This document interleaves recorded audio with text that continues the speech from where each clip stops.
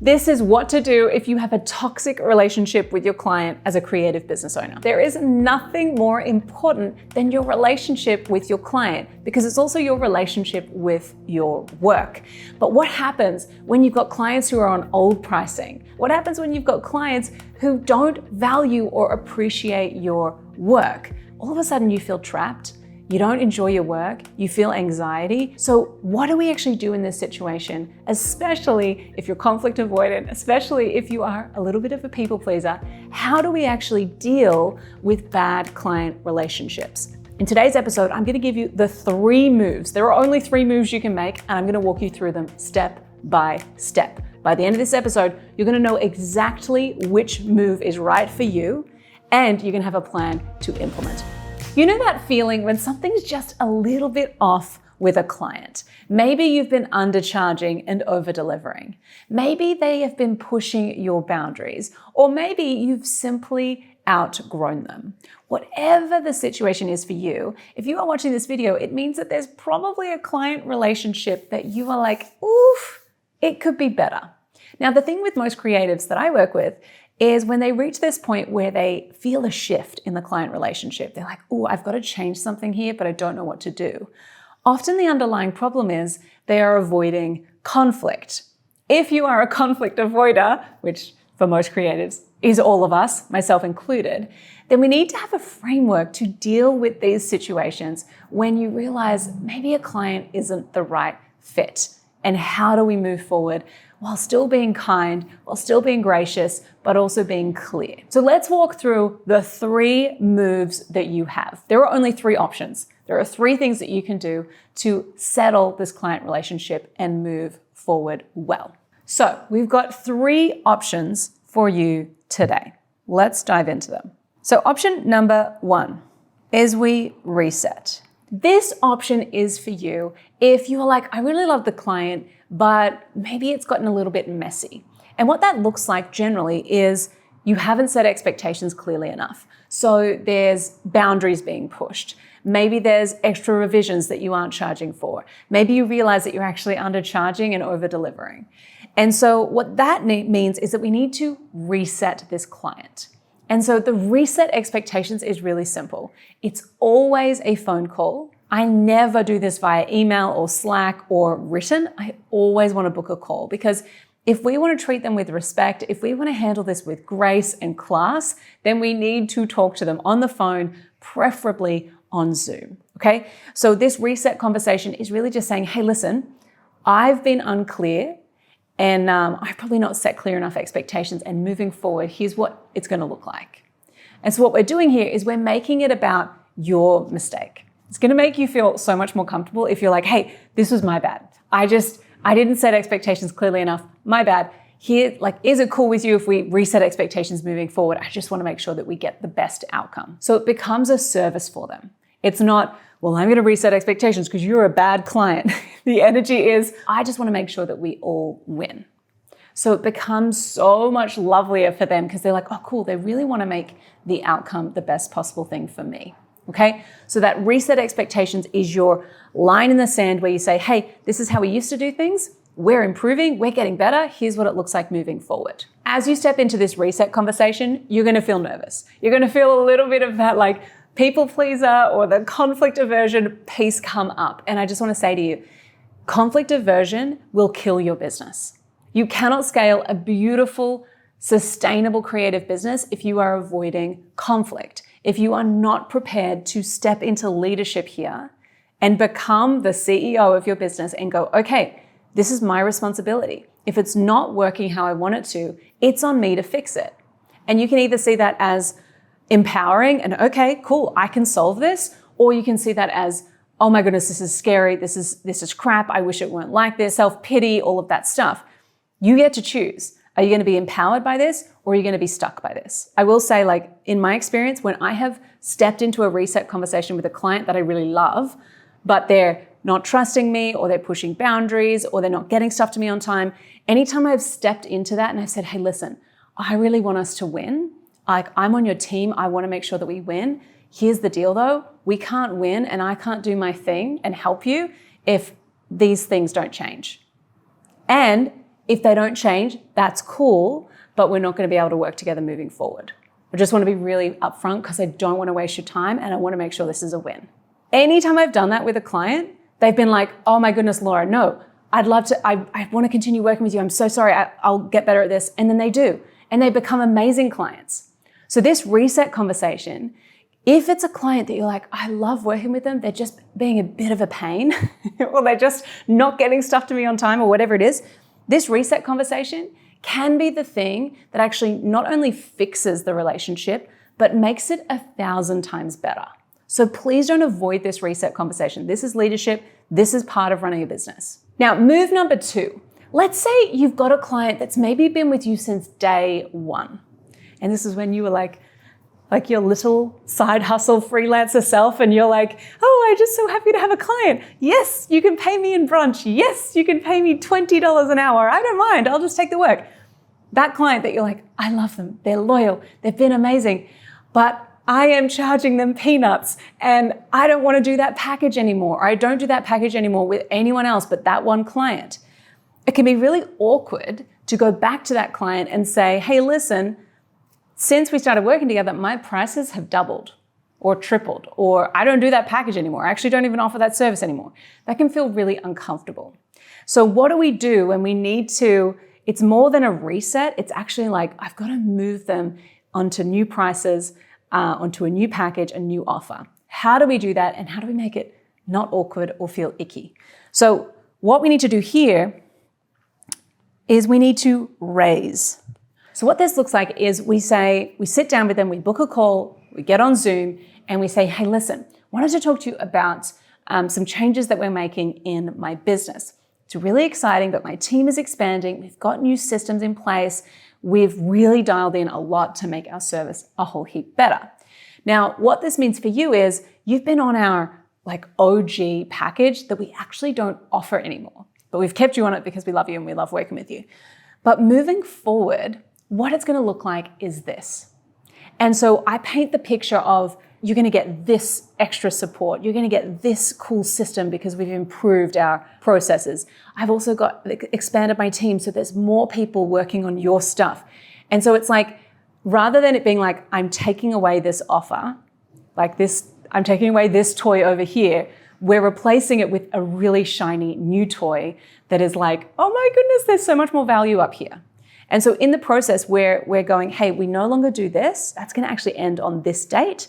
The reason being, we want to make sure that we're giving you the best resources, we're giving you the best tools, we're giving you the best service. And so what it's going to mean is that we move you onto this. And the cool thing about this thing over here is X, Y, and Z.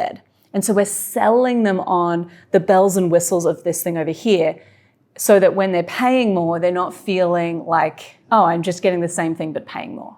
Does that make sense? So we're raising them. We're not just raising their prices, we're raising the offer and we're raising the solution. We're raising the outcome that they're going to get.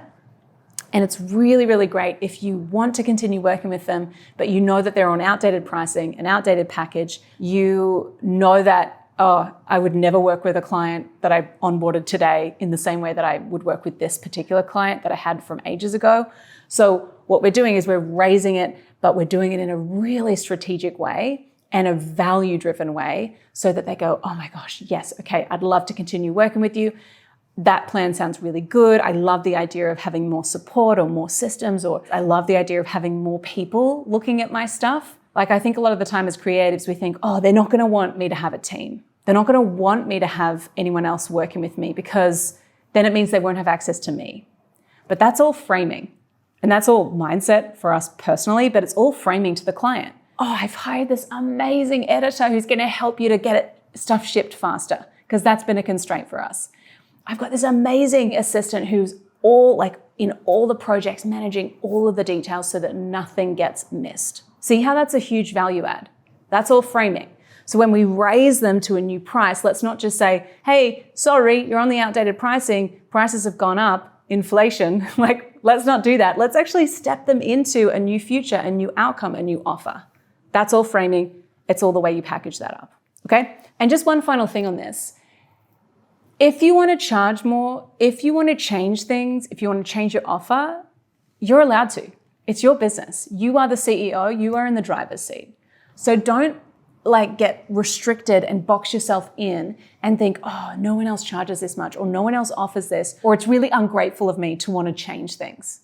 It is not ungrateful. You are allowed to change and evolve, and you should change and evolve. Move number 3 is release. So this is the option for you if in your gut, you know this client is not going to be a good client for us. They're not going to be a good client moving forward. Maybe you've tried to reset them and they're not respecting your process. Maybe you've tried to raise them to the new offer and they're saying, no, we want to be on our old offer. Like, how dare you charge us more? That's the point where we have to step into leadership here and release them. Now, anytime, again, I have my clients ask me this all the time. They're like, Laura, I've got this client. It has been good, but now it's just not working and I don't know what to do. And I'm always like, you do know what to do. You actually do know what to do. If you need to let a client go, you know it in your gut. And you probably knew it 3 months ago, if we're being honest.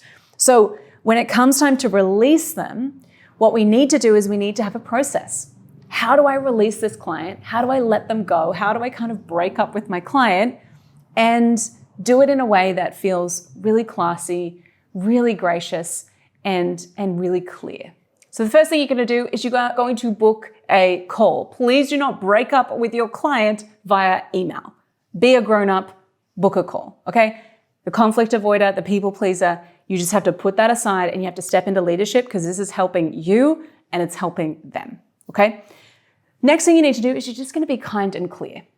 One of my friends, Grace Murray, she talks about people pleasing and she said something that was so good. She was like, if I know that I struggle with people pleasing, and I know that at my core I'm kind, then what I need to do is I need to dial up the clarity.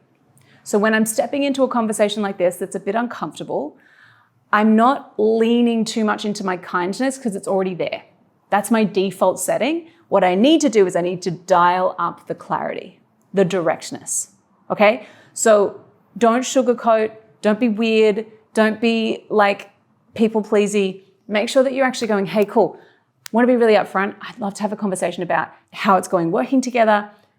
I want to make some changes moving forward. This actually happens sometimes too, where someone is like, I've had a sales call with someone. I'm like, yes, cool, it's going to be awesome. I'll send you a proposal. I get off the call and I have a really weird vibe where I'm like, crap, I don't think I want to work with them. The simple get out of jail free card is, hey, I've had to think about it and I just don't think I'm the right person to support you moving forward because of X, Y, Z. So we're being kind and clear. We're owning the decision. So we're saying, I'm not the right fit for you moving forward because of these reasons. It's not a reflection on you. It's just, I really want to make sure that you get the best outcome and I don't feel that we are the right fit for you. I don't want to do you a disservice. Then what we do is we offer a clean offboarding from there. So let them know, okay, cool, here's when the assets are going to be delivered to you. Here's when we're going to finish up this project and then here's the next step. Here's what handover will look like. Get really clear on the logistics. We want to end the relationship professionally. So make sure that you lead the offboarding really well. You do an epic handover so that you know you've done this with integrity. You've led the process. And even if they've been a terrible client, or maybe they've been a good client, but they're just not the right fit moving forward, you know that you've done all that you can to support them into their next season. Remember that this is a service. And so it's really important that we approach it from that lens. We are serving them by letting them go. Now, here's the thing I know that's going to come up for you as you step through these 3 phases. If you want to raise a client from old pricing to new pricing, there's going to be some head noise around your worth, your value. There's probably going to be some self-doubt that comes in. What do I say if they say, well, you're not worth that much? Well, then you go, cool, no worries, that's so fine. Here's the next step, and you go into the release part. When you reset expectations, you may feel like, oh my gosh, am I being high maintenance? Am I being too much? Am I expecting too much? You might gaslight yourself a little bit. But remember that if they don't come to the party and if you reset the expectations and you're like, hey, this is what it needs to be moving forward, and they don't come to the party, they don't align with it, they kick up a stink or something, then again, you release them. This is your business. You are the CEO. You are in the driver's seat. Do not be a passenger in your business. You are in the driver's seat. And so I want to encourage you that if you avoid conflict, you avoid growth. You cannot grow if you are avoiding conflict. You cannot grow if you won't step into leadership here. And so anytime you come to these crossroads with clients where you're like, something's just not working, I want you to trust your gut. I want you to follow this process. So we reset the expectations, we raise the offer, and then if worst comes to worst, we release them. I want you to follow your gut. I want you to trust yourself, back yourself, and also trust that when you let a client go, I say this to my clients all the time, when you let a client go, trust that there are going to be 10 more who are way better fits for you. You have to trust that there is more. You have to not go into scarcity mindset here. So when you let a client go, trust that, okay, cool, there's going to be more. There's going to be better for me. I'm trusting it. I'm backing myself. And I just really believe that anytime we do the right thing and we follow our gut, we will always reap a benefit. We will always reap a reward. So I want you to trust yourself, and I want you to trust that there is more amazing work for you, even as you let go of clients who aren't the right fit.